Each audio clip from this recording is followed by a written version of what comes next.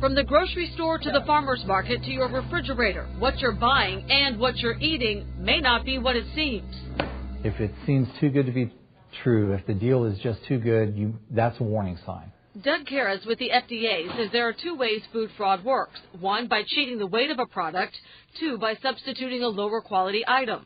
The most well-known counterfeit products, olive oil, honey, and seafood. When a fish is filleted, it's very difficult to tell one fish from another. The National Seafood Inspection Laboratory determined 34% of all fish sold in the U.S. wasn't really the species we thought we were buying.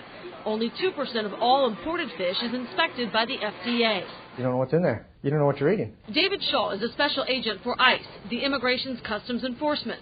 He works on the front line, tracking down the food before it gets to you. This cheese was stopped at a warehouse in Miami. They would tell FDA, look, this container has bread.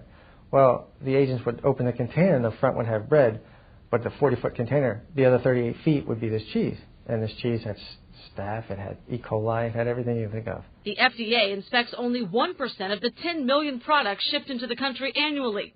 Agent Shaw says that's why food fraud is an easy and lucrative way for organized crime to make money.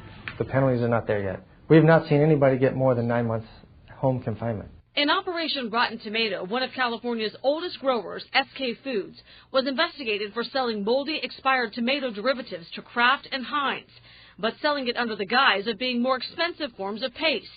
In other cases, pricey sheep's milk cheese was actually the product of cow's milk, and honey was diluted with corn syrup. All of these items marketed 100% pure and sold at a premium price.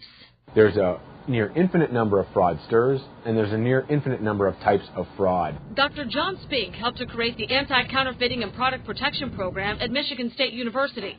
It's the first in the country to help develop anti-counterfeiting strategies. Spink fears if we don't get in control of it now, lives will be put in jeopardy. We've already seen what can happen when 3,600 pets died because of food fraud. Melamine was put in pet food because that product made it look like it had more protein in it. Melamine is 66% nitrogen and is used to make plastics. If something bad gets in the system, it can move and impact so many people so quickly. The Food Safety Modernization Act is potentially the most sweeping overhaul of the nation's food safety system in nearly 75 years.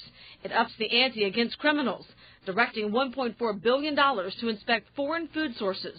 Another way to protect ourselves is with DNA testing, which is able to discover the origins of meat and produce. Just as we know they can isolate DNA from a 40,000-year-old woolly mammoth, we can in fact isolate DNA from most of our food. Dr. Mark Stokel created a way for the DNA of food to be tested. We found that that a quarter of the items that she purchased were mislabeled. Whether it's mislabeling to make more money or selling tainted products, food fraud impacts us all, and it's going to take all of us to beat it. I've never kicked down a door of a counterfeiter. I've never handcuffed anybody. But what I do is I work with people that do. And those people are out there risking their lives every day, guns in their faces, trying to go track down these bad guys. And the bad food that could not only cost you more, but risk your life. I'm Vanessa Welch reporting.